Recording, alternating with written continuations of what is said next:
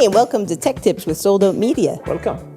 Today, we want to introduce Jacob, who is actually my husband. Welcome, Jacob. Thank you. Glad to be here. We have a lot of people who help us on our team with editing and with different things. But Jake here today will help us with a little bit of Final Cut. Yeah, some color correction. Yeah, here, Yeah. take the microphone. Jake, so do you want to tell us what you're doing today? Sure, we're just going to do a real quick look through on how to do quick color correction.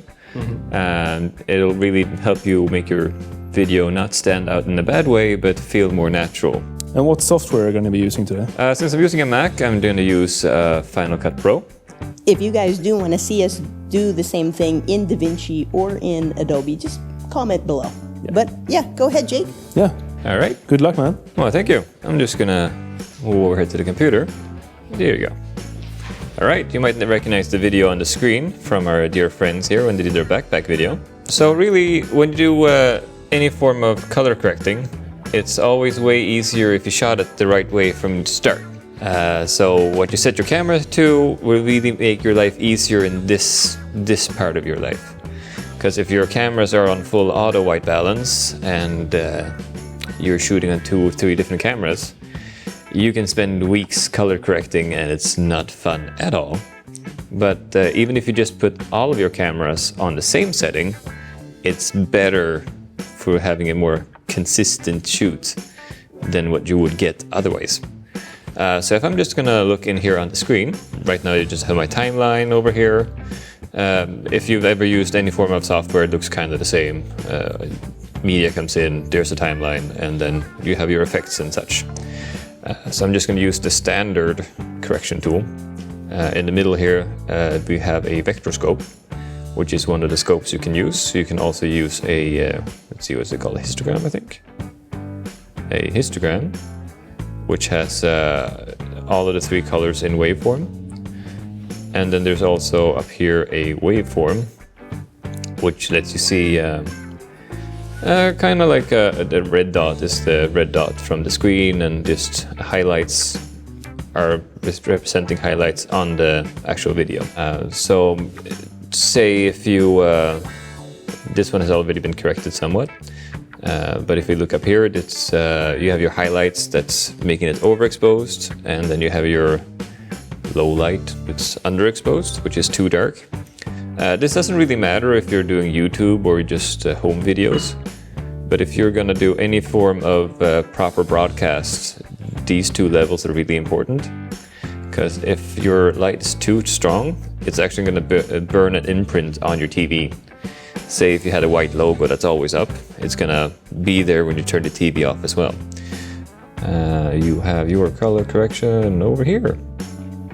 And in the Final Cut color correction, you have your color, you have your saturation and your exposure. On the left here I have a master, which is all of the colors. So if I feel that everything is need to be orange, then I can pull it up to the orange side and move it around. So that changes the entirety of color. You can also see how the waveform is moving up and down and changing color as you're pulling it around. Let's see, it's set to there. And the other 3 you have is the dark black, you have the gray, and you have the white. The white is highlight, the gray is mids, and the black one is low. It also says down here, the shadows, midtones, highlights is the actual words used. So if I want to change the tone a little bit, say I feel it's too blue, then I can pull this around a bit and make them a little bit warmer in their skin tones.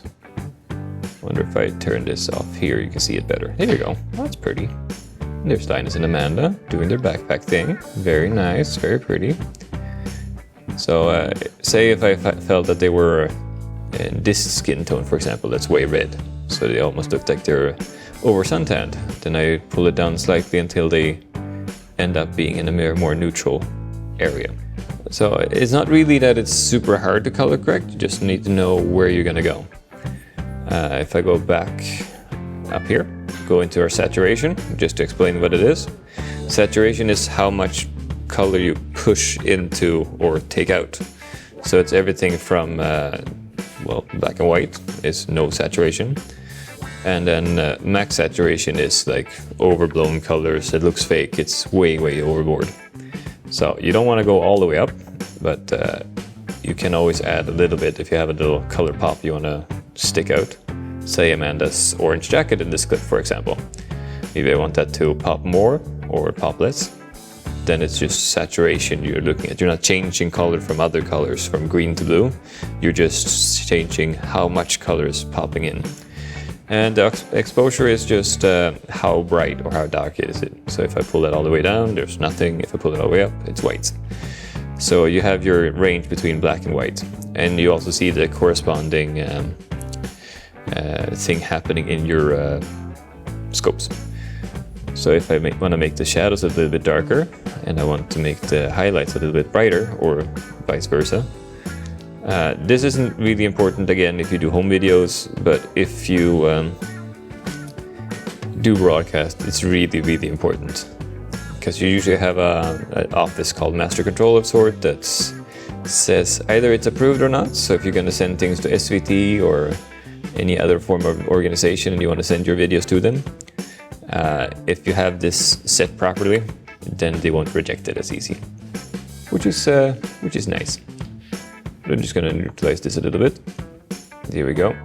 So what you can do, you can have multiple color boards, and you can do different kind of wheels and whatnot. So there are different kind of ways to do the color corrections.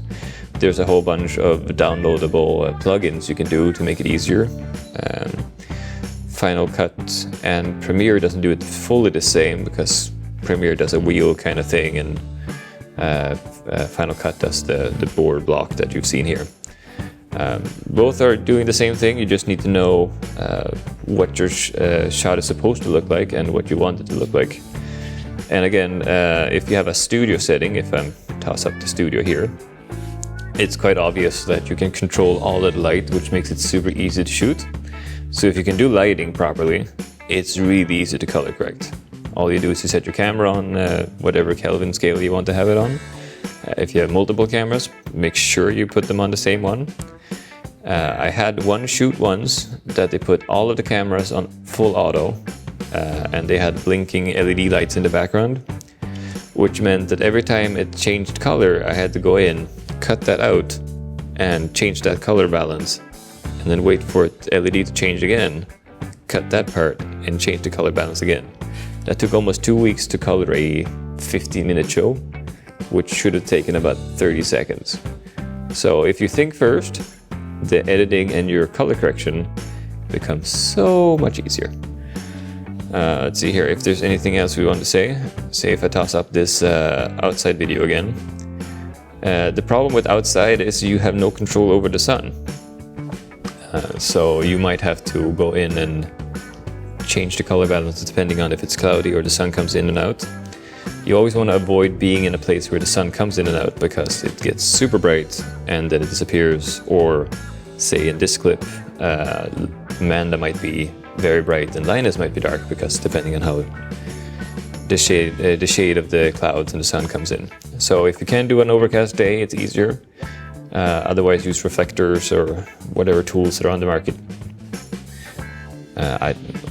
Actually here you even have another example. Quite in the dark. If you look on the scopes over here, you see you don't actually have much to go with, because it was really dark to be shot. But you can pull up the colors a bit, and maybe you can play with the exposure. Maybe these shadows here are too dark, so maybe you can get the shadows up a bit. But then you really see when you do too much, because then you get that grainy stuff, and you don't want to use that. So you have to kind of find a balance. If it's too grainy in the shadows, there's softwares you can put in that compensates for that and smooths that out. But as it is, when you buy it, you don't have those things.